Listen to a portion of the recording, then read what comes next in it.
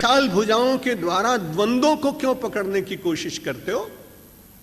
विशाल भुजाओं का उपयोग करो और निर्द्वंद हो जाओ। और सुखम बंधात प्रमुच्यते, मरते समय भी जीवन में से प्राणों का विसर्जन हो तो बंधन ना लगे, और जीवित रहते हुए भी जीवन की कोई परिस्थिति आपको बंधन कारक न लगे। यदि आप बंधन में नहीं है तो आपको मोक्ष की बड़ी चिंता करने की आवश्यकता भी क्या है? इसलिए गीता मरने के बाद वाले मोक्ष पर विश्वास कम करती है। जो लोग गीता इसलिए पढ़ रहे हो कि मरने के बाद मोक्ष मिलेगा, शायद वे अंधेरे में रह जाएं। लेकिन जिनको यह विश्वास हो जाए कि गीता ऐसा ग्रंथ है, लोटस फ्लावर देखा होगा, उसके साथ के छोटे छोटे पत्तों को आपने देखा होगा। पानी सरोवर में कितना भी क्यों न बढ़ता चला जाए, लेकिन पत्ते हरदम उसके ऊपर रहते हैं। पानी चाहे जितना बढ़ जाए, लेकिन कमल का फूल उसके ऊपर रहता है। पद्म पत्रम इव अंभसा, अंभसा पानी में, पद्म पत्रम इव, कमल के फूल के पत्ते की तरह से आप रह जाएंगे। जैसे कमल के फूल और पत्ते के ऊपर पानी का प्रभाव नहीं होता, वैसे मेरे भाई बहन आपके ऊपर संसार का प्रभाव नहीं होगा। आप उससे पूरी तरह से बच जाएंगे, लिप्त नहीं होंगे। लेकिन कब? ब्रह्मण्याधाय कर्माणि संगम त्यक्त्वा करोति यः, अपने कर्म को परमात्मा के ऊपर रख दीजिए, परमात्मा को समर्पित कर दीजिए, परमात्मा के आश्रय से कर्म करने का प्रयत्न करिए। बड़े अच्छे हैं आप। छोटा सा बालक आपके साथ जा रहा है, आपने कुछ दिन पहले उसको प्रसन्नता पूर्वक परीक्षा में पास हो जाने के बाद 200 पाउंड दिए हैं खर्च करने के लिए। यात्रा में आपके साथ जा रहा है, बालक छोटा है। थोड़ी देर के बाद बालक कहता है कि मम्मी आ मारा पैसा तमे तमारा बैग में राखी लो, पर्स में, माराथी खोवाई जशे, मने જ્યારે જરૂર પડશે ना ત્યારે હું તમારે પાસે લઈ લઈશ। मां बड़े प्रेम से उसके 200 पाउंड और अपने पर्स में रख लेती है। बालक से कहती है बड़ी अच्छी तरह से घूमो, जब तुझे कुछ लेना हो तो बता देना, मैं तेरे पैसे तुरंत दे दूंगी। जैसे छोटा बालक अपने 200 पाउंड मां के पर्स में रखकर निश्चिंत हो जाता है, वैसे ही अपने कर्म रूपी पाउंड परमात्मा रूपी माता पिता के चरण रूपी पर्स में रोज समर्पित करते चले जाइए। जब जरूरत पड़े तो उनसे लेते जाना और बाकी उनको आप देते चले।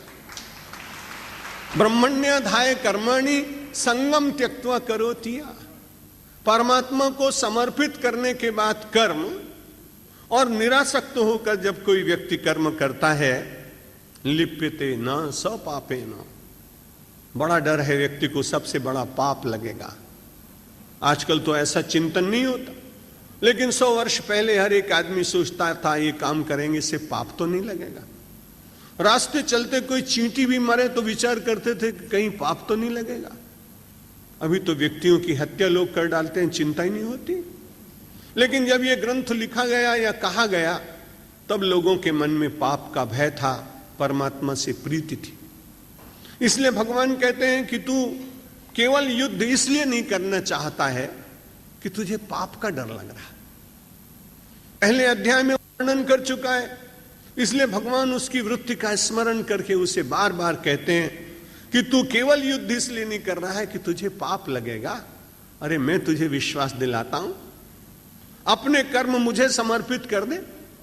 यहां भगवान जो कुछ कह रहे हैं वो शरीर के रूप में नहीं कह रहे हैं, ध्यान रखिएगा। गीता की भाषा मानव की भाषा नहीं है, गीता की भाषा समाधि की भाषा है। गीता का कृष्ण पांच भौतिक शरीर वाला कृष्ण नहीं, गीता का कृष्ण अध्यात्म का परम ब्रह्म है। इसलिए जब वो ये कहते हैं कि आप ब्रह्मण्याधाय कर्माणि, तो वो कहते हैं ईश्वर को अर्पित करो। कहीं कहीं पर उन्होंने कह दिया यो माम पश्यति सर्वत्र, जो मुझे सब जगह देखेगा। हम लोग लौकिक अर्थ में कहते हैं कि सब जगह कृष्ण को देखेंगे, पर वास्तव में परमात्मा जो व्यापक सत्ता है, जिसको हम वैदिक दृष्टि से ईश्वर कहते हैं, जो एक क्षण के लिए भी संसार में कहीं से भिन्न नहीं किया जा सकता है। ऐसी सत्ता की जिसको आप कहीं अलग कर ही नहीं सकते हैं, उस सत्ता के संबंध में भगवान कहते हैं ब्रह्मण्याधाय कर्माणि संगम त्यक्त्वा करोति यः लिप्यते न स पापेन। उस व्यक्ति को पाप लिपटेगा नहीं। पाप छू जाए लेकिन पाप उसके भीतर प्रविष्ट नहीं होगा। कई बार आप जाते हैं, आपकी इच्छा नहीं होती, लेकिन जब लौट कर आते हैं तो आपके कपड़े कुछ कुछ बंबई कलकत्ता में जाएं तो काले हो जाते हैं। परिवार के लोग पूछते हैं किसी फैक्ट्री में गए थे क्या? नहीं नहीं, हम तो सड़क पर से आ रहे थे। तो उन्होंने कहा अच्छा, कौन सी सड़क पे गए थे? बोले बेलूर मठ की ओर जो सड़क जाती है उस पे गया था। तो बोले वहां तो इतने ट्रक चलते हैं कि अगर कोई आदमी ऐसे ही निकल जाए, गोरा आदमी भी, और दिन भर के बाद लौट के आए तो लोग कहेंगे कि कीनिया होके आए हो क्या? अपने आप उसका श्याम वर्ण हो जाएगा। इच्छा नहीं है कि वो श्याम वर्णी हो, उसकी इच्छा नहीं है कि उसके भीतर कहीं कालिमा आए। व्यक्ति को भी संसार में कई बार ऐसे कर्म करने पड़ते हैं विवशता के कारण कि उसमें से बाह्य दृष्टि से कहीं पाप दिखाई पड़ता है। भगवान बड़ी व्यावहारिक गीता शास्त्र का वर्णन कर रहे हैं कि आपको जाते जाते जैसे पोल्यूशन से किसी ट्रक के एग्जॉस्ट से निकलने वाले धुएं का स्पर्श करने के कारण आपके वस्त्र काले हो गए, आपका मुख काला हो गया, लेकिन आपकी इच्छा नहीं थी और आप इसमें विवश थे, कुछ कर भी नहीं सकते थे। ठीक इसी प्रकार से आप संसार में कर्म कर रहे हैं तो हो सकता है कभी कभी कोई पाप स्पर्श कर जाए, तो कहते हैं उस पाप के स्पर्श करने से भी एक लाभ होगा कि यदि आपके मन में असंग भाव बना रहे तो पाप आपके भीतर प्रविष्ट नहीं होगा और अपनी साधना के साबुन से पाप के कलंक को आप धोने में समर्थ हो जाएंगे। पद्म पत्र मिवाम भसा, आप इस तरह से संसार में रह सकेंगे। जो योगी व्यक्ति होता है, परमात्मा से जिसे मिलने की इच्छा होती है, उसे युक्त कहते हैं, क्योंकि परमात्मा से जुड़ गया ना वो व्यक्ति, वो युक्त हो गया। 12वें श्लोक में भगवान ने बड़ी अच्छी बात कही कि अर्जुन, पाप से तो छुटकारा मिल ही जाएगा, सुख से बंधन से छुटकारा तो हो ही जाएगा। युक्तः कर्म फलम त्यक्त्वा शांति मापनोति नैष्ठिकीम अयुक्तः काम कारेण फले सक्तो निबध्यते। भगवान रोज एक न एक रास्ता बता देते हैं। 3 दिन पहले कहा था निर्ममो निरहंकारा स शांति मधिगच्छति, कल फिर एक शांति का रास्ता बताया था, और आज फिर कहा कि माला जपो तो जपो, आपकी इच्छा, जरूर उसका लाभ होता है। लेकिन मानो किसी दिन नहीं मिल सका अवसर, तो चिंता मत करना, केवल इतना करना कि परमात्मा से जुड़ना मन से, और जुड़ने के साथ में कर्म फलम त्यक्त्वा, जो कर्म कर रहे हो बार बार उसके फल को भगवान के चरणों में समर्पित करो, तो एक बड़ा लाभ होगा। एक और भगवान कह रहे हैं कि बिना लाभ के कर्म करो, लेकिन अर्जुन जानता है कि मैं मान लो करूं भी, लेकिन गीता के सुनने वाले लोग क्या बिना फल के कर्म करेंगे? लाख समझाइए उनको।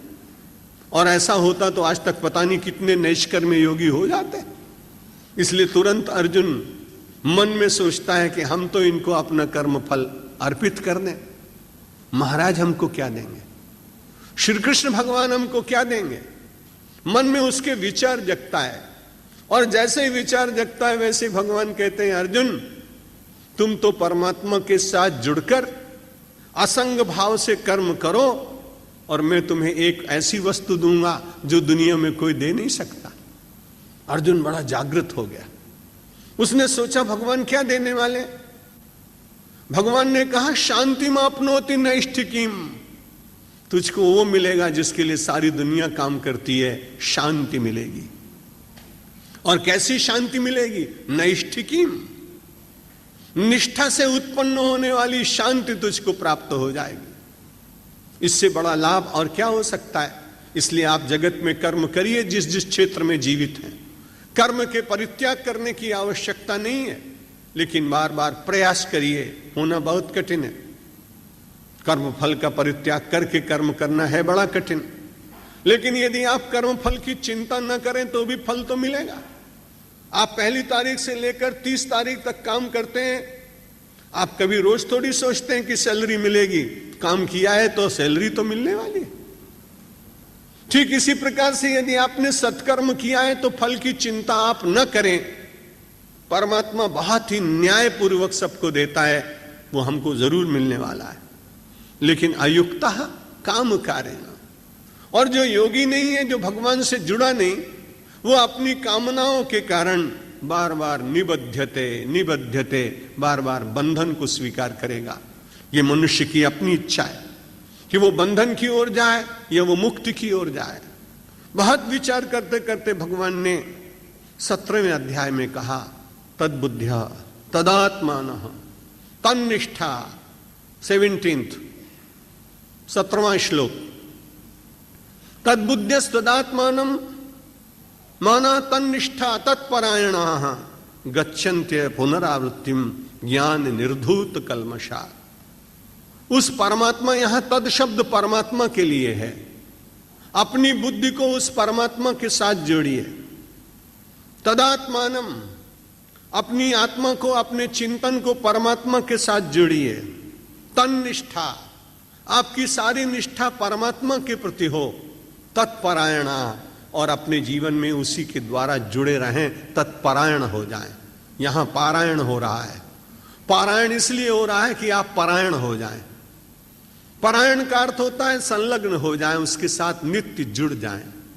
भगवान ने कहा, विचार करो उसका जो व्यापक है, जो सर्व सामर्थ्य से पूर्ण है, और उसका बड़ा लाभ ये होगा, गच्छन्ति पुनरावृत्तिम अपुनरावृत्तम गच्छन्ति, फिर से उसका पुनर्जन्म नहीं होगा।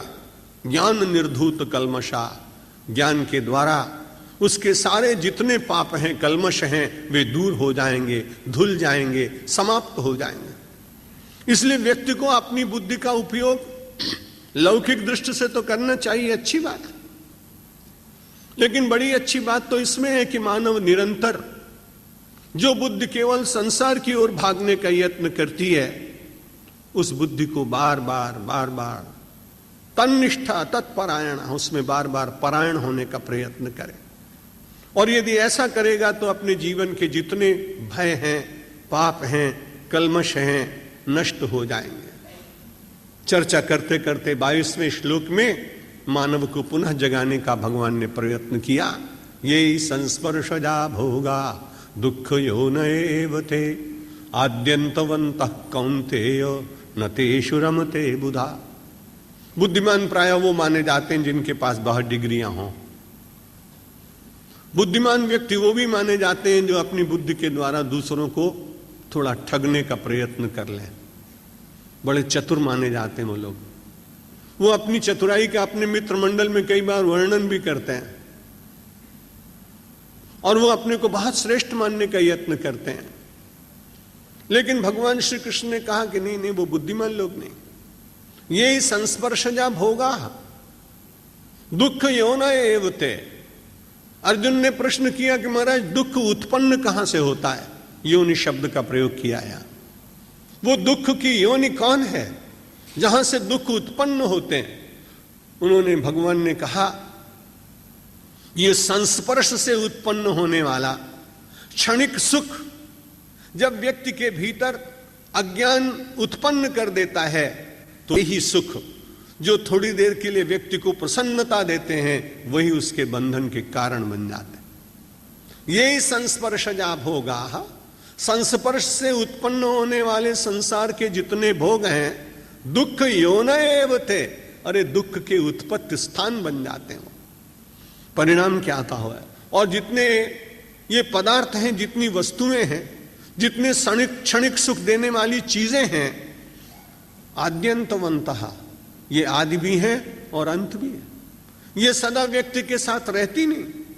परिणाम क्या होता है? अगर आप उसमें रमण करने लगे, आसक्त हो गए, तो आप बुद्धि से रहित हो गए। और यदि आपने विवेक पूर्वक उनका सेवन किया तो आप बुद्धिमान हो गए। एक बुद्धिमान और मूर्ख में बहुत अंतर नहीं है। मूर्ख व्यक्ति संसार की समस्त वस्तुओं को अपना बनाना चाहता है, अपना बनाने के बाद उनके पूरी तरह से स्वयं उपभोग करना चाहता है। काल की सीमा उसे ज्ञात है कि मैं 60, 70, 80, 90 वर्ष के बाद चला जाऊंगा, तो भी उसकी आकांक्षा ऐसी रहती है कि मैं अनंत काल तक इन संसार के सुखों का मैं ही उपभोक्ता बना रहूं। हो नहीं पाता ये कठिनाई, लेकिन जब उसमें निरंतर रमण करने लगता है तो भगवान कहते हैं वो बुद्धिमान नहीं, न तेषु रमते बुधा। जो बुद्धिमान व्यक्ति है उसमें सजग होकर, जागृत होकर संसार की वस्तुओं का सेवन करता है। आपने तो पशु जगत के लोगों का नाम सुना होगा, केवल अपनी इस आसक्ति के कारण 5 लोग अपने प्राणों का परित्याग करते हैं। कुरंग मातंग पतंग भृंगो मीना हता पंचभिरेव पंचो एक प्रमादी स कथम न हन्यते यह सेव्यते पंचभिरेव पंच। नीतिकारों का श्लोक है। कुरंग हिरण, मातंग हाथी, पतंग एक पतंगा शलभ, कुरंग मातंग पतंग भृंग भौरा, मीना मछली। 5 के उदाहरण दिए। इन 5 ने अपने अपने जीवन में एक एक इंद्रिय के ऊपर लगाम नहीं लगा सके, नियंत्रण नहीं कर सके। हिरण बड़ी अच्छी तरह से जंगल में घूम रहा था, लेकिन किसी ने बीन बजाई, किसी ने बहुत अच्छे तरह से एक मधुर वाद्य बजाया। धीरे धीरे धीरे हिरण उस बाजे के पास कान के रस में डूब जाने के कारण बिल्कुल निकट पहुंच गया। जब पहुंच गया और वो इतना मस्त हो गया कि उसकी आंखें बंद हो गई तल्लीनता के कारण। बस पकड़ने वाले ने मौका देखा, अपने एक श्रवणेंद्रिय के ऊपर नियंत्रण न होने के कारण हिरण बांध दिया गया। उसे पकड़कर ले गए, या तो उसका वध कर दिया या फिर किसी एक पिंजरे में उसको डाल दिया गया। कुरंग मातंग हाथी अपने संस्पर्श की इंद्रिय के ऊपर नियंत्रण न रख पाने के कारण घास की बनी हुई नकली हथनी को देखकर इतना उन्मत्त हुआ कि जाकर एक गड्ढे में गिर गया, और उसको पकड़ने वाले ने उसको लोहे की जंजीर से बांधकर सदा सदा के लिए और किसी राजा के यहां उसको बेच दिया। कुरंग मातंग पतंग। शाम को बरसात के दिन में दीपक जला, लेकिन पतंगा दौड़ा, शलभ गया और उसने देखा कि दीपक कितना अच्छा है। उसके ऊपर मंडराते हुए अपने प्राणों को देने, प्रेम का प्रदर्शन करने लगा। मेरे पूर्व प्रवचनों में कभी वो बात कही होगी कि उस दीपक को देखने के बाद वो पतंगा इतनी तेजी से उसके पास जाता है। उर्दू के कवि ने लिखा, शाम से क्षमा पे बौछार है परवानों की। शाम से क्षमा पे बौछार है परवानों की, क्षमा के ऊपर परवाने बार बार जा रहे हैं। शाम से क्षमा पे बौछार है परवानों की, खैरियत दिखती नहीं इन दीवानों की। ऐसी दीवानगी ठीक नहीं, ये कौन कहे परवानों से। अरे इजहार मोहब्बत करते हैं कितने महंगे नजरानों से, बहुत महंगा नजराना दे रहा है। अपने प्रेम का प्रदर्शन करने के लिए बार बार उस पर टूट टूट के गिरते हैं। परिणाम क्या होता है? क्षमा उसकी चिंता नहीं करती। परवाना बहुत एकांगी प्रेम करने वाला उस पर टूट टूट कर गिरता है, परिणाम होता है मर जाता है। कुरंग मातंग पतंग भृंग। और वो भौरा जिसमें बड़ी सामर्थ्य है। सूरदास जी अपनी कविता में लिखते हैं कि भ्रमर करत घर कोरे काठ में और बंधत कमल के पात, ऊधा मन माने की बात। सूरदास जी कहते हैं तो मन की बात है भाई। इतनी सामर्थ्य है कि बड़े बड़े लकड़ी को लाकड़ा में छेद करके उसमें इतनी सामर्थ्य है। कमल भ्रमर करत घर कोरे काठ में, लकड़ी को भी छेद करके उसमें अपने निवास का स्थान बना लेता है। लेकिन जब सायंकाल हो जाता है तो बंधुत कमल के पात, ऊधा मन माने की बात। ये मन ऐसा विचित्र है कि अपनी सामर्थ्य का विस्मरण कर देता है। रात्रिर्गमिष्यति भविष्यति सुप्रभातम भास्वानुदेश्यति हसिष्यति पंकजश्री इत्थम विचिन्तयति कोशगते द्विरेफे हा हंत हंत नलिनीम गजमुज्जहार। सरोवर में पहुंचा हाथी, उसको प्यास लगी थी, लेकिन ठीक उसी समय पहुंचा एक भौरा और उसने खुले हुए कमल को देखा। अभी सूर्य की रश्मियां मंद मंद धरती को छू रही थी, अभी कालिमा पूरी तरह से व्याप्त नहीं हो पाई थी कि इतने में ही धीरे धीरे कमल की पंखुड़ियां बंद होने लगी। लेकिन पराग का पान करने वाला, मधुरस पीने वाला वो भौरा कमल के ऊपर बैठा है, कमल का फूल बंद हो रहा है। अभी क्षण इतने उसके पास शेष हैं कि आज जितना रसपान कर लिया, फिर कल से आएंगे, फिर बैठ जाएंगे। लेकिन ऐसा विचार नहीं जगता।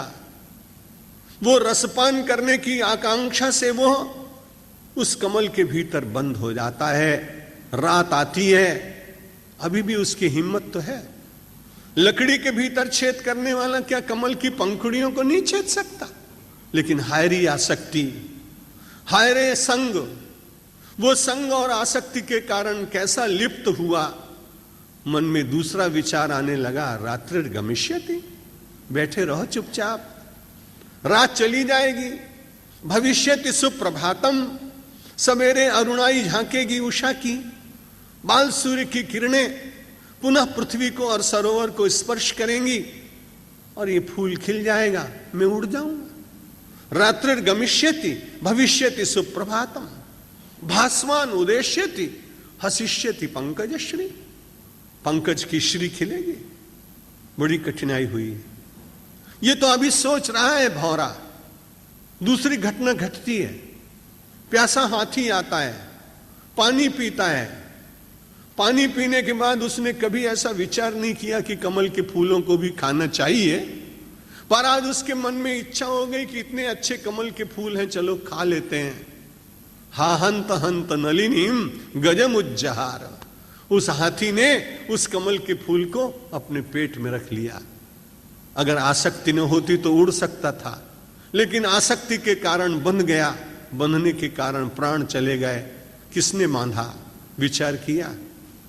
सुखम बंधात प्रमुच्यते, बंधन से बड़ी सरलता से छूट सकता था यदि उसने कर्म करते हुए कमल के साथ में अरुण कमल परमात्मा का ध्यान किया होता, तो वहां से उड़कर परमात्मा के चरण रूपी कमल के ऊपर बैठ जाता, तो ये कमल का फूल उसका प्राण न ले पाता। इसलिए श्रीमद् भगवद गीता ने कहा, तद्बुद्ध्या, अपनी बुद्धि को परमात्मा में लगाइए। 17वां श्लोक, तदात्मानम, अपनी आत्मा को, अपने चित्त को उस तद परमात्मा के साथ जोड़िए। तन निष्ठा, अपनी निष्ठा को वहां जोड़ने के बाद उसके परायण हो जाइए और हरदम ध्यान रखिए, ये ही संस्पर्शजा भोगा दुख योन एवते। 22वां श्लोक, कि सारे संसार में वस्तुएं तो मिली हैं, वस्तुओं का सेवन आप करें तो बड़े बुद्धिमान, लेकिन यदि वस्तुएं आपका सेवन करने लगे तो आपसे कम बुद्धिमान दूसरा हो भी नहीं सकता है। ये बड़ी अच्छी बात है कि आपने भोजन किया, बहुत अच्छी बनी थी भुजिया, समोसे बहुत अच्छे थे। डॉक्टर ने कहा था कभी कभी भले खाना, तलेली वस्तु वधारे खाता नहीं, लेकिन वो तो 4-5 खा गया। अब रात्रि को बड़ी परेशानी हो रही है। उस समय वो समोसा कहता है कि मैंने थोड़ी आपको कहा था कि आप परेशान होइए, वस्तु आपको मिली थी, वस्तु का कितना सेवन करना चाहिए था ये तो बुद्धि और डॉक्टर के अनुसार आपको करना था। वस्तु बुरी नहीं है, लेकिन वस्तु के साथ जब आप एकाकार हो जाते हैं और जब वस्तु देखती है कि मैंने इसके ऊपर शासन कर लिया, तब जड़ हंसता है और चेतन रोने लगता है। परमात्मा करे कि ये चैतन्य जागृत रहे और जड़ उसके ऊपर शासन न कर पाए। यही संस्पर्शजा भोगा दुख योनय एवते आद्यंतवंतः कौन्तेयो नतेषु रमते बुधा। बुद्धिमान लोग उसमें रमण नहीं करते। बुढ़ापे में आप जाकर के भजन करेंगे कर सकेंगे कि नहीं मालूम नहीं, क्योंकि उस समय कर कांपे, शोभा गई मुखनते, ममता तू न गई मेरे मन ते। गोस्वामी तुलसीदास जी विनय पत्रिका में कहते हैं कि तन थाके कर कंपन लागे, शोभा गई मुखनते। और इससे भी बड़ी बुरी बात तो वो होती है कि घर के लोग बहुत प्रीति नहीं करते हैं। बहुत, जिस घर को आपने कई लाख पाउंड में खरीदा हो और आपके जीवन समाप्त हो जाए तो लोग, यहां तो मालूम नहीं, पर भारतवर्ष में कहते हैं घर में ज्यादा मत रखो इनको। क्यों भाई? घर इसका है, अभी तक उसके नाम पर है, म्युनिसिपैलिटी में तुम्हारा नाम है हुआ ही नहीं अभी।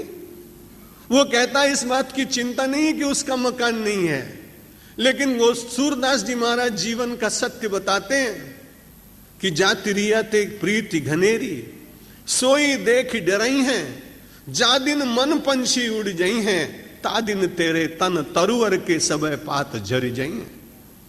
और गांव के लोग आकर कहेंगे, घर के लोग कहेंगे, घर के कहें बेग ही काढ़ो, अपने घर से इनको जल्दी से निकालो भाई। क्यों? अरे भूत भय कोई खई है, अगर ये भूत हो गए फिर रोज तुमको तंग करेंगे, इसलिए भूत न बने, इसलिए इनके महाभूतों को अग्नि में समर्पित कर दो। ये जीवन का सत्य, इस जीवन के सत्य का भगवान स्मरण करा रहे हैं कि बुढ़ापा आने से पहले ही शक्नोती है वही सोढ़म। 23वां श्लोक 23 चैप्टर 5। शक्नोती है वही सोढ़म प्राक शरीर विमोक्षणात् काम क्रोधोद्भवम वेगम सयुक्त ससुखी न रहा। कौन व्यक्ति सुखी है, कौन व्यक्ति योगी है? आप पैंट पहने, आप साड़ी पहने, आप श्वेत वस्त्र पहने, आप भगवा वस्त्र पहने, सब कुछ विचार नहीं। वो कहते हैं सयोगी, वो व्यक्ति तो बड़ा योगी है। कौन? जिसके जीवन में काम का वेग उठा लेकिन उसके साथ बहा नहीं। क्रोध की तरंग आई पर मुख से एक भी अपशब्द निकला नहीं, और मुख की आकृति बिगड़ी नहीं, और उस क्रोध के द्वारा उबला नहीं। कोई आदमी बहुत बार क्रोध में उबलने लगते हैं। मैंने, एक आदमी ने राजस्थान में कहा, महाराज इनको तो इतना क्रोध आता है तो उबलते हैं। मैंने कहा बटाटा उबले से मानस के उबले से यदि क्रोध कभी आदमी को उबालने लगे तो बड़ी कठिनाई है। परमात्मा ने आपको क्रोध के द्वारा उबलने के लिए थोड़ी भेजा है। काम की तरंगों में आप अपने विवेक को भूल जाएं इसलिए परमात्मा ने थोड़ी भेजा है। समन्वय परिवार के कुछ मेरे मित्र हैं, कभी कभी विदेश घुमाने ले जाते हैं। एक बार मनु भाई और ललित चंद जी के साथ, हरीश भाई के साथ में पुर्तगाल चला गया। समुद्र में पहले स्नान कभी किया नहीं था, केवल आचमन किया था। बहुत लोग स्नान कर रहे थे। स्नान करना एक कला है, सबको आती नहीं, इसलिए वो लहरों को देख करके मुझे बड़ा डर लगता था। एक आदमी ने कहा कि देखो ये लहरें आपका कुछ नहीं बिगाड़ सकेंगी, जब लहर आए ना तो धीरे से अपने भीतर बैठ जाइए, लहर ऊपर से निकल जाएगी फिर वापस चली जाएगी। उसने मुझे एक कला सिखाई, मुझे बड़ी अच्छी लगी। हम बड़ी देर तक समुद्र में स्नान करता रहा। आध्यात्मिक दृष्टि से चिंतन करने की आदत। इसलिए मैंने कहा मनुष्य का शरीर मिला है इसलिए काम की उर्मियां और लहरें नहीं उठेंगी, ये कहना तो संभव नहीं। लेकिन जिस समय कामना या काम की लहर उठे उस समय जल्दी से गोता लगाने का मतलब कि आंखें बंद कर भगवान के चरण में बैठ जाओ। काम की लहर आएगी, उलट जाएगी और आप निश्चित रूप से उससे बच जाएंगे। कामना और क्रोध दोनों की लहरें आए, लोभ की लहर आए, ईर्ष्या की लहर आए, लेकिन डुबकी मारो। लेकिन डुबकी मारते समय कहां? क्षीर सागर में बैठे हुए भगवान के चरणों का ध्यान करो। निश्चित रूप से उनके अनन्य ध्यान से हम सब लोगों की वृत्ति पवित्र हो जाएगी। गीता ने कहा शक्नोती है वो यह सोड़ुम प्राक शरीर विमोक्षणात्। अपने शरीर को छोड़ने से प्राक माने पहले।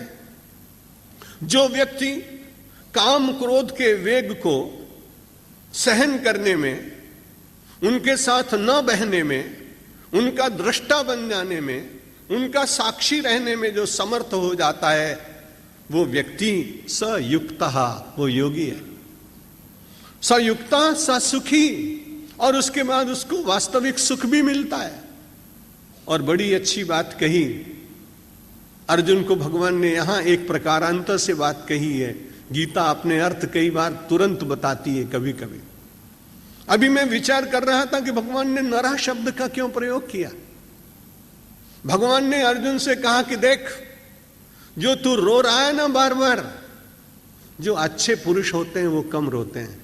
मैं माताओं का बहुत आदर करता हूं, मेरे लिए तो जगदम्बा है, और मैं तो इसलिए भी आदर करता हूं कि ये नाराज हो जाए तो मुझे भिक्षा कौन देगा, मेरा घर परिवार तो है नहीं, इसलिए मैं माताओं का बहुत आदर करता हूं। लेकिन यहां श्रीमद् भगवत गीता कहती है कि वो व्यक्ति वास्तव में जो बार बार रोता है, उसको समझना चाहिए कि वो पुरुष है या स्त्री। यहां बार बार अर्जुन रो रहा है। अपने स्वजनों की चिंता करने के बाद भगवान ने कहा, अरे तू नर है और मेरे साथ तेरा संबंध है। बार बार लोग कहते हैं नरंग चैव नरोत्तमम। जब नरंग चैव नरोत्तमम ये बात कही गई तो उसमें नर है अर्जुन और नरोत्तम है नारायण श्री कृष्ण। इसलिए भगवान ने कहा, अरे मेरी राज तो रख। सब लोग तेरे को नर नर कहते हैं और तू छोटी छोटी बातों का चिंतन करके उदास हो रहा है। इसलिए मरने से पहले काम क्रोध लोभ मोह के इन तरंगों को सहन करने की आदत डाल और उसके बाद अपने नर रूप को सार्थकता प्रदान कर। शक्नोति यह सोढ़ुम प्राक शरीर विमोक्षणात् काम क्रोधोद्भवम वेगम सयुक्त स सुखी न रहा।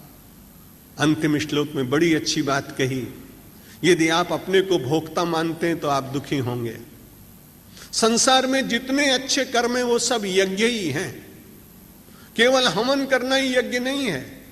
आप अपने माता पिता की सेवा कर रहे हैं, ये भी यज्ञ है। आप बड़ी पवित्रता पूर्वक स्वच्छता पूर्वक रह रहे हैं, ये भी यज्ञ ही है। जितने श्रेष्ठ कर्म है यज्ञ वही श्रेष्ठतमम कर्म। व्याख्या करते समय शास्त्रकारों ने कहा जो श्रेष्ठ कर्म है वो सब यज्ञ के अंतर्गत आते हैं। इसलिए यज्ञ करो, अच्छे अच्छे काम करो, लेकिन अच्छे काम करने के बाद भोक्तारम यज्ञ तपसाम सर्वलोक महेश्वरम, ये विचार रहना चाहिए कि जितने यज्ञ हैं वो भगवान की बिना कृपा के नहीं हो सकते। इसलिए यज्ञ का भोक्ता भगवान बनाइए। भोक्तारम यज्ञ तपसाम, यज्ञ का भोक्ता और तपश्चर्या का भोक्ता कौन है? सर्वलोक महेश्वरम, सारे संसार का जो महेश्वर है, जो मालिक है, वही मेरे और आपके यज्ञ और तप का भोक्ता बनना चाहिए। लेकिन हम तो कई बार ऐसा मानते हैं कि यज्ञ का फल भी मुझे ही मिले और तपश्चर्या का फल भी मुझे ही मिले। भगवान का नाम लेते हैं, अरे भगवान सब आपका ही, बार बार कहते हैं। मैं एक बार उदयपुर महाराणा के यहां अतिथि रहा, नवरात्रि मुझे कराई उन्होंने, तो उन्होंने अपना म्यूजियम दिखाया, उसमें बहुत अच्छी अच्छी चीजें थी। बार बार वो बड़े प्रेम से कहते कि महाराज सब आपका है। अब व्यक्ति में साधारण हजारों लाखों करोड़ों रुपए की चीजें, और एक राजा बार बार जब मुझे कह रहा है कि सब आपका ही है, तो मुझे उसमें एक छोटी सी मूर्ति बड़ी अच्छी लगी। मैंने उसे उठा लिया, क्योंकि बार बार जब राजा खुद कह रहा हो तब क्या चिंता की बात। महाराणा जी तो बैठ गए कार में। मैंने कहा अभी बाकी है, आपका समय हुआ, आप जाइए, मैं थोड़ा अच्छी तरह से देखूंगा। जब मैं निकलने लगा तो जो इनका इंचार्ज था वो आया। उसने कहा महाराज जो मूर्ति आपने ली है ना, वो कृपा करके दे दीजिए। मैंने कहा क्यों दे दे? राजा इतनी देर से मुझे कहता रहा कि सब आपका है, तो मैंने उसमें से एक उठा ली। तुम कौन होते हो? उसने कहा महाराज आप जैसे जितने महात्मा कभी भी आते हैं ना, राजा यही बोलता है कि सब आपका ही है, लेकिन बाद में कह जाता है कोई चीज उठाई हो तो जरूर चुपचाप ले लेना, ले न जाने पाए। हम और आप भी ऐसा ही करते हैं कि नहीं? भगवान सब आपका है, भगवान सब आपका है, लेकिन अगर उसमें से कभी सचमुच भगवान कुछ लेने लगे तो आप भी ठीक वैसा ही करेंगे अपने सिक्योरिटी इंचार्ज की तरह कि भाई ले मत जाना। यहां बड़ी अच्छी बात गीता कहती है, अभ्यास करो। तपश्चर्या भगवान के लिए, यज्ञ भगवान के लिए। उस यज्ञ तप तपश्चर्या का भोक्ता मुझे प्रसाद रूप से भगवान कुछ दे दे तो उसकी इच्छा की बात, लेकिन यज्ञ और तपश्चर्या का भोक्ता भगवान होना चाहिए। यदि यज्ञ और तपश्चर्या का भोक्ता भगवान को बनाया तो भगवान आएंगे। चित्रकूट में बैठे हैं, हनुमान जी बार बार चेष्टा कर रहे हैं कि तुलसीदास को दर्शन हो जाए, लेकिन तुलसीदास चूक जाते। लेकिन तुलसीदास की एक ही बात थी, घर छोड़ के आए थे, पत्नी ने तिरस्कार किया था, श्रद्धा बड़ी थी, समर्पण का बड़ा विचार था, सब पूजा भगवान को अर्पित करते और कहते सर्वलोक महेश्वरम, सारे संसार का जो महेश्वर है वो मेरी यज्ञ और तपस्या का फल ले, मुझे तो केवल दर्शन कभी हो जाए तो अच्छा। बैठे हुए मंदाकिनी वहां बैठी, आप कभी चित्रकूट गए हो? अब वहां पर से घोड़े पर बैठकर राम लक्ष्मण निकले। वहां घोड़े जंगल में कहां मिलेंगे, लेकिन तुलसीदास जी की अपनी भावना है, उन्होंने देखा कि दो राजकुमार जा रहे, निकल गए। इतने में एक साधारण सा वृद्ध व्यक्ति आया, उन्होंने कहा इतने दिन से रोज कहते थे कि भगवान का दर्शन करो, भगवान का दर्शन कराओ, भगवान तुम्हारे सामने से निकले, दर्शन नहीं किए तुमने? बोला नहीं भाई, मैं कर नहीं पाया, भागा हूं। मैंने देखा तो सही, एक अश्व पर दो युवक जा रहे थे, तो उन्होंने कहा मुझे कराओ, मेरा यज्ञ का फल, मेरी तपस्या का फल, मेरे पाठ का फल सब ले लो, लेकिन एक बार भगवान के दर्शन करा। बड़े साधारण रूप से फिर दूसरे दिन निकले। अब कहीं भूल न जाए तो हनुमान जी महाराज ने पोपट का रूप बना के वृक्ष के ऊपर बैठ गए और बड़े प्रेम से बोले कि चित्रकूट के घाट पर भई संतन की भीड़ और तुलसीदास चंदन घिसे, चंदन करे घिसे तो चंद भक्त करे रघुवीर। तुलसीदास चंदन घिसे तो तिलक करे रघुवीर। अपने आप ही तिलक उठा के भगवान कांच उठाते हैं। घाट पे आपने देखा होगा घर की पेड़ी वगैरह पर बहुत सारे कांच रखे रहते हैं, वो कांच उठाया, भगवान अपने आप तिलक करने लगे। तुलसी को तो ध्यान ही नहीं है कि मेरे आराध्य आ गए। जब ऊपर से पोपट बोला तो तुरंत उनके चरण पकड़ लिए और उन्होंने कहा महाराज बड़ी कृपा की, यज्ञ और तप का फल मैं रोज आपको अर्पित करता था, उस फल के बदले में आपने इतना बड़ा फल दे दिया कि अपने दर्शन दे दिए, अब मुझे जीवन में कुछ करना नहीं है। पिछले कई दिन से हम सब लोग श्रीमद् भगवद गीता के संबंध में विचार कर रहे हैं। मैं अपने उन बंधुओं को जो हिंदी भाषा नहीं समझ सकते, अगर उनको जल्दी हो तो बड़े प्रेम से बीच में जा सकेंगे। Our English friends, those who cannot follow my Gita discourses, if they want to depart from here, they can go, and our audience and as well as myself will not mind it. If you can enjoy the rhythm, the language, the environment, the atmosphere, you are welcome and you can sit here. Okay, thank you very much. आइए आपको फिर से ले चलते हैं अपनी गीता की भाव यात्रा में। बड़े सहज भाव से संसार का थोड़ा विस्मरण करिए। कभी कभी विनोद में मैं कहता हूं कि मैं आपको परलोक यात्रा में ले चल रहा हूं। क्षमा करिएगा, वो परलोक नहीं जहां से आप लौट न सके। पार का होता है श्रेष्ठ, इसीलिए परमात्मा में पर शब्द है। परलोक यात्रा का मतलब लौकिक चिंतन से हटकर पर परमात्मा की यात्रा का चिंतन, वो परलोक यात्रा, जिसको हम 2-3 दिन से भाव यात्रा के रूप में कह रहे हैं, क्योंकि बिना भाव के श्रीमद् भगवद गीता का ग्रहण होता नहीं। बुद्धि के द्वारा गीता पकड़ी नहीं जाती, पुरुषार्थ के द्वारा गीता के रहस्य समझ में आते नहीं, साधना के द्वारा कई बार साधना का अहंकार गीता के रहस्य को मानव के हृदय में अवतरित नहीं होने देता। इसलिए गीता को समझने के लिए तो कार्पण्य दोषोपहत स्वभावा, यही श्लोक सचमुच सबसे श्रेष्ठ श्लोक, जहां मानव भगवान के सामने कहता है कि मेरी अपनी कोई शक्ति नहीं, मेरी अपनी कोई बुद्धि नहीं। और सचमुच इतने वर्ष तक गीता का अध्ययन करने के बाद भी अभी लगता है कि मैं तो गीता का प्राथमिक विद्यार्थी हूं। कभी कभी ऐसा लगता है कि गीता के अभी पूरी तरह से अल्फाबेट भी सीख नहीं पाया। भगवान आदि शंकराचार्य जैसे महापुरुषों ने जिसकी टीका लिखी हो, वल्लभ रामानुज निम्बार्क, मधुसूदन, श्रीधर, इतने श्रेष्ठ महापुरुषों ने श्रीमद् भगवत गीता के ऊपर टीका लिखी हो और जीवन लगाया हो, हम हमारे जैसे साधारण सन्यासी अधिकार पूर्वक नहीं कह सकते हैं कि हम गीता के संबंध में आपको बिल्कुल ठीक बता पाएंगे, क्योंकि ये ठीक बताना तो केवल दो ही के वश की बात है। या तो अर्जुन बता सकते हैं या श्री कृष्ण बता सकते हैं, बाकी के लोग तो प्रयत्न करते हैं। चौथे अध्याय तक हम सब लोग पहुंचे थे और 5वें अध्याय का अंतिम श्लोक आपसे मैं चर्चा कर रहा था। भोक्तारम यज्ञ तपसाम सर्वलोक महेश्वरम। संसार में आपकी क्रिया, आपका यज्ञ, आपकी भावना, आपका भोजन, आपकी संपत्ति, आपका पदार्थ, आपका वैभव, आपकी सत्ता, आपकी शक्ति, बाह्य शक्ति और आपके अंतर की शक्ति, यदि कोई उसका फल समर्पित किया जाए और कोई उसे ग्रहण कर सके तो केवल परमात्मा ही, क्योंकि भगवान ने कहा भोक्तारम यज्ञ तपसाम सर्वलोक महेश्वरम। सारे संसार का जो मालिक है उसी के पास तो इतनी शक्ति है जो लोगों के समर्पण को स्वीकार कर सके। बड़ा कठिन होता है।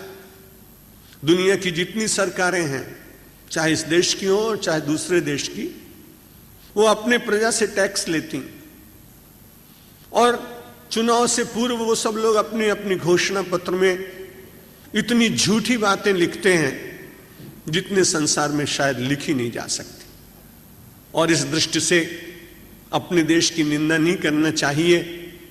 इस प्रकार के झूठे घोषणा पत्र प्रकाशित करने में मुझे ऐसा लगता है प्रथम पुरस्कार हमारे भारतवर्ष की राजनीतिक दलों को देना चाहिए, क्योंकि वो जानते हैं कि हम इतना नहीं कर सकते, लेकिन लोगों के सामने ऐसी मिथ्या घोषणाएं करके, उन्हें आकर्षित करके और उनसे एक छोटा सा वोट लेने का प्रयत्न करते हैं।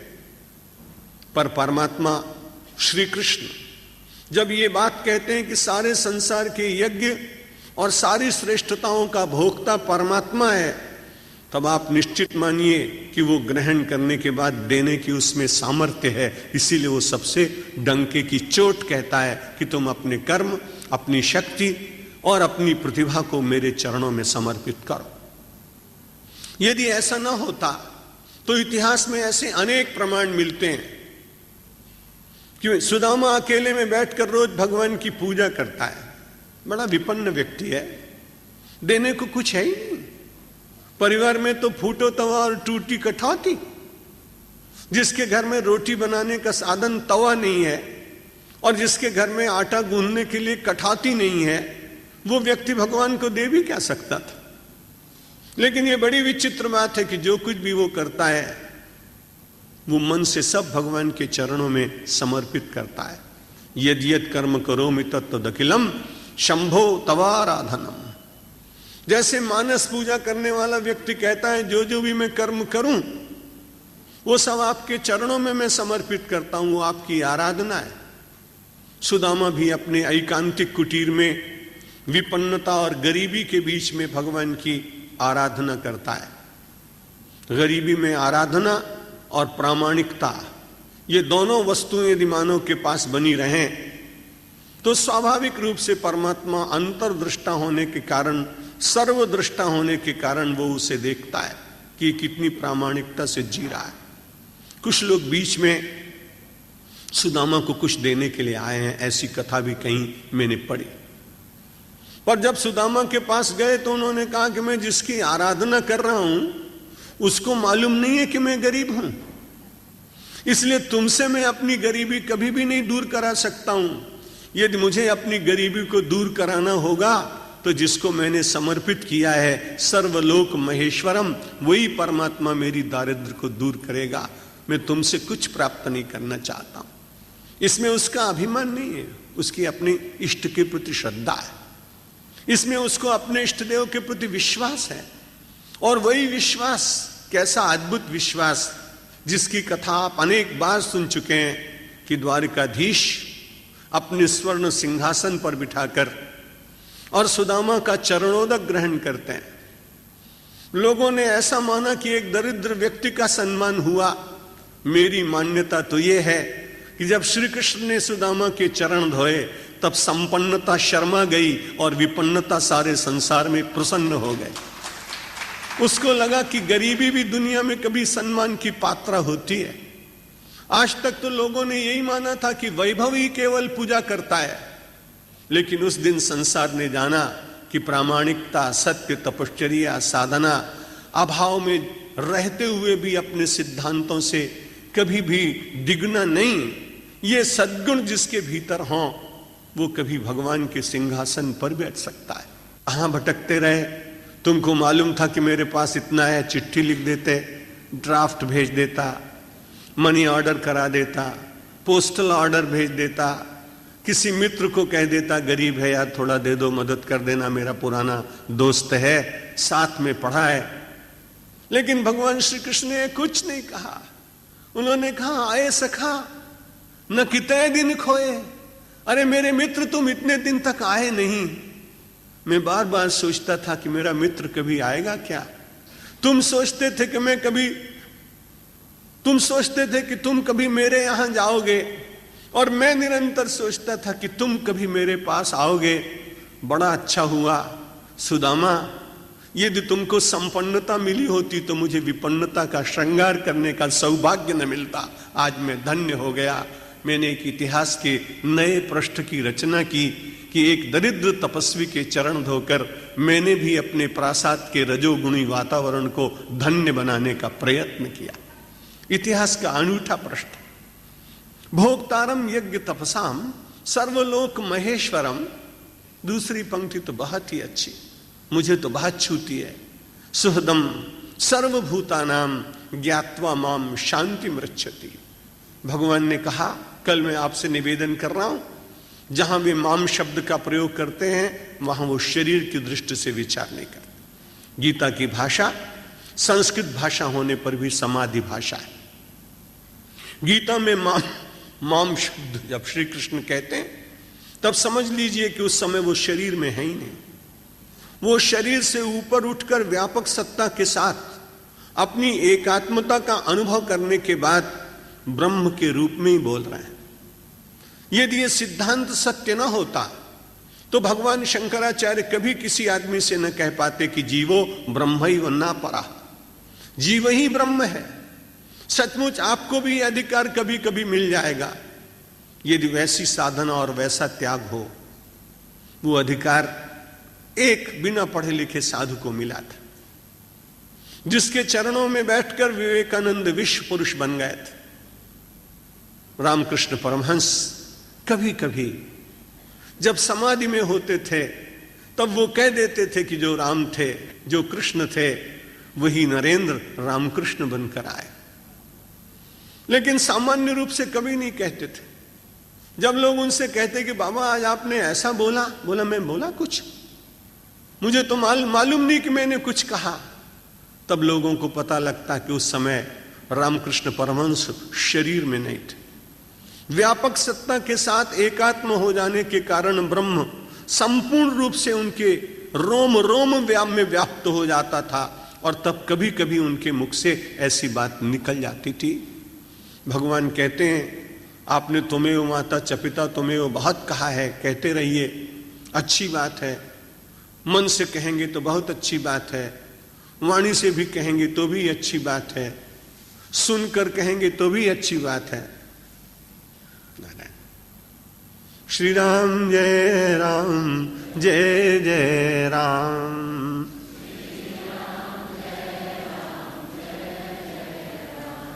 श्री राम जय राम जय जय राम।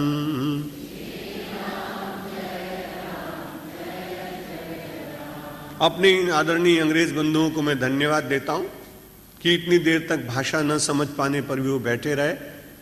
हम और आप होते तो शायद धीरे धीरे आंखें बंद करने लगते, गर्दन शायद झुकने लगती, लेकिन वो बड़े अलर्ट होकर बैठे और उन्होंने अपने बंधुओं के प्रति आदर दिखाया। भगवान श्री कृष्ण कहते हैं मेरे जितने संबंध हैं वे बहुत अच्छे। गोस्वामी तुलसीदास जी महाराज तो अनेक संबंध बांधते भी हैं। तू दयालु दीन हो, तू दानी हो भिखारी, हो प्रसिद्ध पातकी तू पाप पुंजहारी, नाथ तू अनाथ को अनाथ कौन मोसों, मो समान आरत नहीं आरत हर तो सो, ब्रह्म तू हो जीव तू है ठाकुर हो चेरो, तात मात गुरु सखा तू सब विधि तुम मेरो। बाद में कहते महाराज चुनाव तुम करो। हम सब लोग तो अपने आप चुनाव करते हैं। हमने एक आदमी को पूछा कि भाई तुम भगवान को किस तरह से मानते हो? बोलते महाराज मैं तो व्यापारी हूं ना, इसलिए मैं परमात्मा को दुनिया का सबसे बड़ा सेठ मानता हूं, क्योंकि वो खुश हो जाएगा तो अपने नाम कुछ न कुछ देगा। आजकल लोग बड़े बड़े आदमियों से संबंध इसलिए रखना चाहते हैं कि अगर उसकी बहुत बड़ी इंडस्ट्री हो तो उसमें डायरेक्टर भले न बनाए, लेकिन अगर पहचान हो जाएगी तो कम से कम एजेंसी तो दे देगा, तो उसमें से ही काफी काम चल जाएगा। पर गोस्वामी तुलसीदास जैसा निर्मल महापुरुष वो कहता है महाराज मैंने तो जितने नाते हो सकते हैं संक्षेप में वे नाते आपको बताए जो मेरे आपके हैं, लेकिन आप मेरे साथ कौन सा नाता बांधें ये मैं आपको नहीं बता सकता हूं। मोहितो ही नाते अनेक मानिए जो भावे, आपको जो नाता अच्छा लगता हो मुझे तो वही नाता अच्छा लगेगा। केवल शर्त इतनी है ज्यों त्यों तुलसी कृपालु चरण शरण पाए।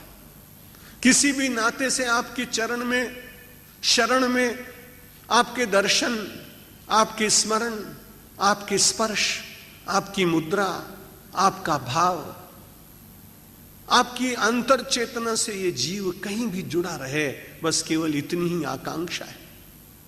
भगवान कहते हैं जो नाते आपको मानना हो मानिए, लेकिन गीता में तो सीधी बात कहते हैं कि अगर आप एक नाता मुझसे बांध लीजिए, तो कल उन्होंने कहा था शांति मापनोति नैष्ठिकीम, उसको नैष्ठिकी शांति मिलेगी। परसों उन्होंने कहा था निर्ममो निरहंकारः स शांतिम अधिगच्छति, जीवन का लक्ष्य है शांति की प्राप्ति। बीच बीच में भगवान बार बार उपदेश करते हैं माला जपना, तीर्थ जाना, पाठ करना, लेकिन जीवन में अगर वो नहीं उतर पाएगा तो शांति मिलना बहुत कठिन होगा। इसलिए जीवन के आचार व्यवहार को बार बार शुद्ध करने का संदेश देने वाला ये पवित्र ग्रंथ है श्रीमद् भगवद गीता। 2 दिन पहले कहा था ममता को छोड़ देना, अहंकार को छोड़ देना। कल कहा था यदि परमात्मा के प्रति निष्ठावान हो जाओगे तो वो शांति में अपनोति नैष्ठिकीम। यदि परमात्मा के प्रति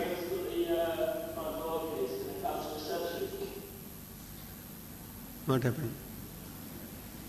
अच्छा, शांति से सुनते रहेंगे। इंग्लैंड में कभी ऐसा होता नहीं है। हिंदुस्तान में हम लोग हल्लों के बीच में ही प्रवचन करते हैं, अभ्यासी। यहां तो बहुत शांति से लोग सुनते हैं। कोई सूचना होगी? हाँ, तो मैं आपसे निवेदन ये कर रहा था कि परमात्मा के साथ मैत्री हो तो सुहृदम सर्वभूतानाम ज्ञात्वा माम शांति मृच्छति।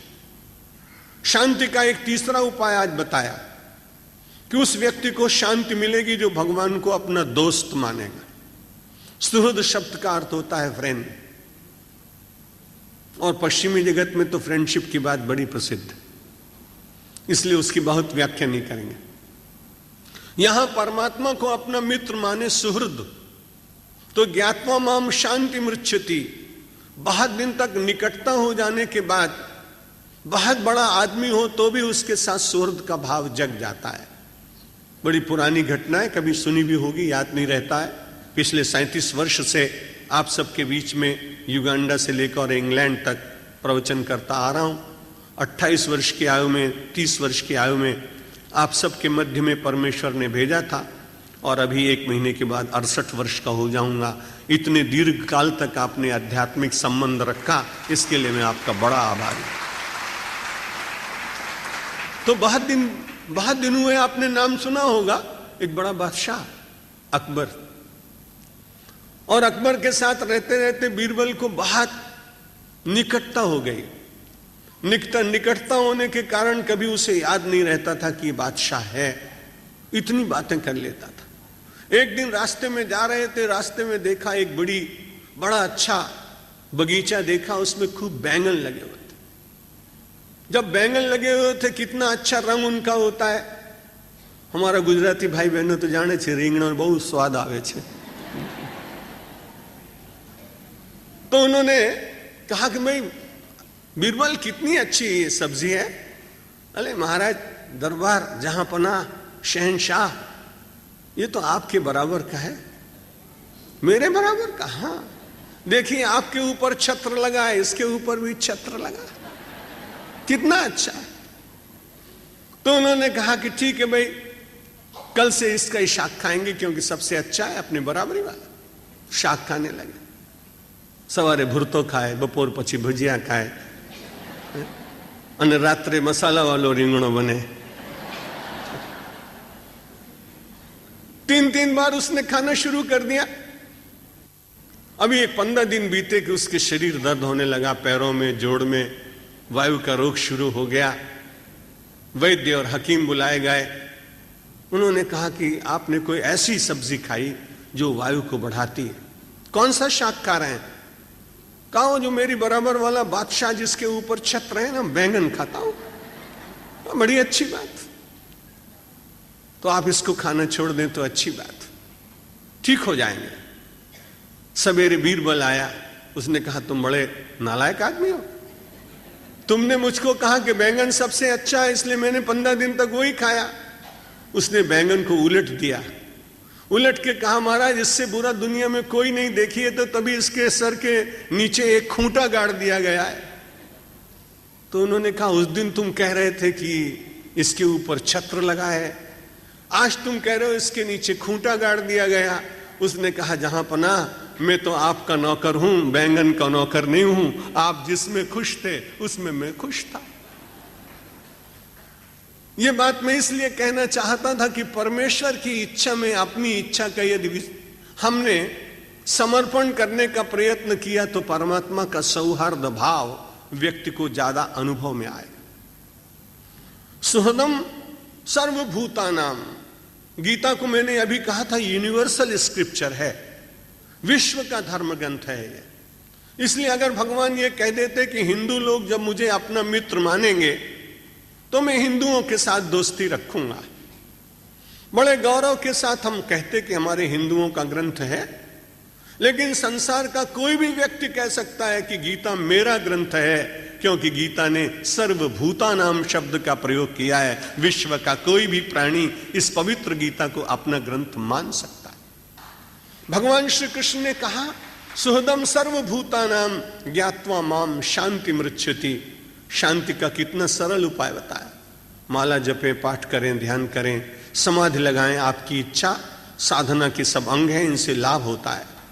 लेकिन ये सब छोड़कर केवल एक भाव और निरंतर उसी भाव में घनीभूत जीवन व्यतीत करने का मेरा और आपका प्रयत्न हो जाए कि हर समय हम सोचते रहें कि मेरा सखा तो भगवान है, मेरा मित्र तो भगवान है। और जब आप बार बार ऐसी भावना करेंगे तो भगवान मना इसलिए नहीं कर सकते हैं क्योंकि पहले कहा भी है और एक स्थान पर वैसे भी कह चुके हैं गीता में, या कहेंगे कि ये यथा माम प्रपद्यन्ते तांस तथैव भजाम्यहम्। जो मुझको जिस भाव से बचता है मैं उसको उसी भाव से बचता हूं। यदि आप उसको नित्य मित्र मानने लगे तो मित्र शब्द का हमारे यहां वैदिक साहित्य में एक अर्थ और किया गया है। मित्र का अर्थ होता है सूर्य, मित्र का अर्थ होता है आदित्य। जहां सूर्य के अनेक नामों का वर्णन अमर कोश में किया गया है, वहां सूर्य का नाम एक मित्र भी दिया गया। भगवान ने बड़ी रहस्यात्मक बात कही कि यदि तुमने मुझे मित्र भाव से स्मरण किया तो एक बड़ा लाभ होने वाला है कि जब जब तुम्हारे भीतर अंधकार माया का आएगा तब तुम्हारा ये मित्र प्रकाश देने के लिए अपने आप तुम्हारे हृदय आकाश में चमकने लगेगा। इसलिए यहां सुहृद शब्द जब मित्र उसका अर्थ करेंगे तो बड़ा गहरा होगा।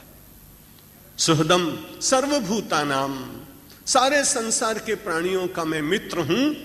ये भाव यदि लोगों के भीतर घनीभूत हो जाए तो भगवान श्री कृष्ण आश्वासन देते हैं ज्ञात्वा, ऐसा भली प्रकार से समझकर, मन में बिठाकर, उसमें निष्ठा रखकर, तो सोहदम सर्वभूतानाम ज्ञात्वा माम शांति मृच्छति, उसको शांति भी मिलेगी और जगत की वस्तुएं जितनी आवश्यक है उतनी परमात्मा दे देगा। और एक बात और है, यदि भगवान को मैंने और आपने मित्र माना तो भगवान दे देगा